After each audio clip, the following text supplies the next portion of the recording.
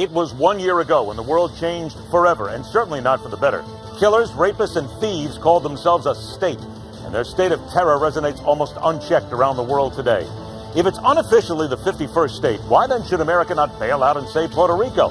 This one's about a lot more than just a place to grab a tan and some tasty waves. It makes no difference what the highest court in America says about gay marriage. Meet the leader of one group who will fight this decision into the ground because in his mind, it's a fight America cannot afford to ignore. And in telling it like it is, for which I thank Governor Christie in proving imitation is the sincerest form of flattery, shocking as it might seem, did Donald Trump get it factually correct in slamming Mexico? If you fear asking the question, stick around and let us dose that with some common sense and fact. I'm Ed Berliner. This is The Hard Line for Tuesday, June 30th, 2015. We're here today to witness firsthand here in Ukraine the face of Russian aggression and to stand with Ukraine as it is standing against Russian aggression. The significance of that address to Congress rests on the fact that this will be a shepherd, a pastor of souls, whose focus is not political, who has no political agenda, who represents no political party or interest, but simply speaking to the hearts of people. I am proud to announce my candidacy for the Republican nomination for President of the United States of America. How do you know when Chris Christie's lying?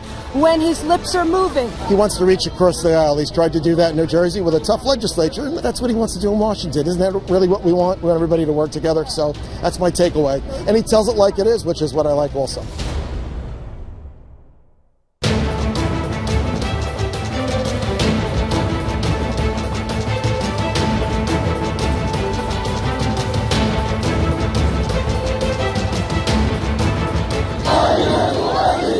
The loss of Tal Abyad is a strategic blow to the extremists. ISIS used the border to smuggle fighters, weapons and oil. Now Tal Abyad is controlled by Kurdish fighters. They're working closely with the US-led coalition and gaining ground quickly in northern Syria. They are wanton killers, brutal sexual abusers, and psychobabble terrorists who need no reason to maim and torture. But what ISIS and their fellow cockroaches always seek out is the big event to draw attention. And that's why we as a nation cannot afford to avoid looking at the calendar. But let us also pause for a moment and consider what's happening around the world. Terror threats at every corner, any given day. And a nation that continues to state we will not cower in fear. And at times, maybe we are doing just that. He is the founder and president of the Center for Security Policy and former Assistant Secretary of Defense for International Security Policy. Let's welcome back Frank Gaffney. Frank, we have to start by looking at the calendar. July 4th is coming up. We are being told that we are at a heightened sense of security, but others are pulling back a little bit. Are we allowing fear to overtake us, or do you believe this is real?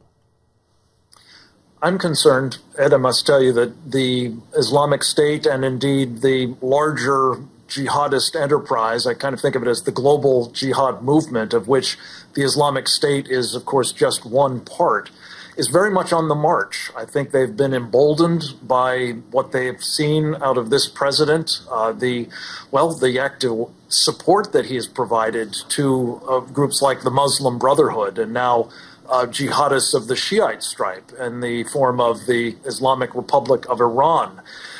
That has only, I'm afraid, created a further inducement to these violent terrorists, if you will, but jihadists is how they think of themselves, to act against us, against our allies, against our interests, and probably against our homeland as well. I don't know if that the 4th of July is the most worrying date of all. I think, frankly, every day there is a greater and greater likelihood we'll see attacks. That one just happens to have obvious symbolic value and therefore would play very much into the kind of effort that the Islamic State and others have made to use symbolic events or dates to intensify the attention to their actions. Frank, you just hit it right on the nose here, what I have been talking about here, and that is the fact that the FBI, Homeland Security, National Counterterrorism, they're all looking at 4th of July. But we need to start thinking, again, a little bit more creatively about like the terrorists do in so many ways. They know we're ready. They know that this country is prepared. They know that everybody's been warned. So what would make them strike on July 4th any more than they would strike on July 18th? It's simply to them, they love a big event, but to them it's still about killing as many people as possible. We need to make that very clear to ourselves, yes? Absolutely. And of course, you know, the date September 11th was not a particularly notable date in American history. It was, however, a very important one for the jihadists, because that was the date many hundreds of years ago when their rising tide was stopped at the gates of Vienna. So that was a date that was important and prompted them to act in a symbolic way. There are probably other dates that would fall on their calendar, not on ours. But to the point you've just made, and I wish it were so, that we were prepared, that we were ready, that we were steeled against any of these eventualities. I think some steps have been taken, to be sure, to intensify the alert level or to heighten the preparedness of emergency responders or our military and other units. But I think we're a long way from being as prepared as we need to be, given the nature of two parts of this jihad. And I know we're here to focus for the moment on the violent part, but I have to tell you, the part that worries me at least as much is something the Muslim Brotherhood has been engaged in for some 50-odd years. They call it civilization jihad. It's a kind of stealthy, subversive effort, and our country is certainly not even aware that's happening, let alone steeled against it. Do we need to pay just as much attention to this statement from the FBI, the DHS, the NCC officials? Quote, "We remain concerned about the difficulty in detecting violent extremists, especially lone offenders, given the individualized nature of radicalization to violence. We need to continue to look ourselves in the mirror and say that we're not going to stop them all. We want to, but they're going to sneak through. These lone wolves are going to happen. We can't find them all. It's impossible." But you know what's wrong with that statement, of course, is there's no reference to the source, the wellspring of this attack vector. They're talking about violent extremism. They're talking about lone wolves. What we're dealing with are jihadists, people who embrace and who believe that it is God's will that they act on this doctrine of Sharia, that they must impose it on all of us. And my greatest fear, I have to tell you, is when you hear the FBI using these kinds of euphemisms, it certainly seems as though, and I think that jihadists understand this, we're not going to be as clear-eyed about the nature of the threat and its sources, and therefore almost certainly not looking as carefully as we need to in order to stop them from getting at us. Frank, I only have about 90 seconds left. I need to get your opinion on this. Today, it was announced that the deadline, the Iranian nuclear negotiations, have been pushed back once again. This time it goes to July the 7th. Now, the president said at a news conference today that if Iran's path to a nuclear weapon isn't cut off, then there won't be a deal. Here's what he said.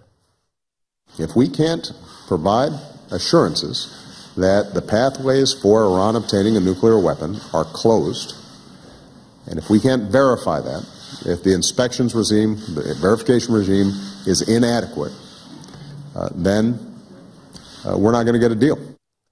Frank, do you believe he'll stand by that? No, if that's true, he should stop negotiating right now, because the terms that he has already agreed to have enabled pathways to be preserved for the Iranians to pursue their nuclear weapons ambitions, and I'm afraid that they will probably be turned into a superhighway, not just a path, in the remaining days of these negotiations, given the rapidity with which more and more and more concessions are being made by the United States, including, by the way, on the point the president just made, verification. It's a fairly wholesale collapse of our position, and I believe the Iranians know it and are confident they're going to be able to continue to pursue the bomb without regard to the terms of this deal. And the Iranians continue to get more time. The government gives them more time. Everybody thinks that it's for the United States' benefit. But I think, Frank, as we've talked in the past, everybody knows that the Iranians will just continue to stall. It's what they do best. Frank, it's always a pleasure to have you on the show. Thanks so much for joining us. My friend. Thank you. When we come back, it's time to turn to the political animal. Gee, what a shock. What an amazing moment. There's actually another candidate for president on the Republican side. could anyone have ever thought that this man would actually want to be president? Tongue-in-cheek, nudge, nudge, wink, wink, say no more. Stay with us. The fastest 60 minutes of news, The Hard Line, continues.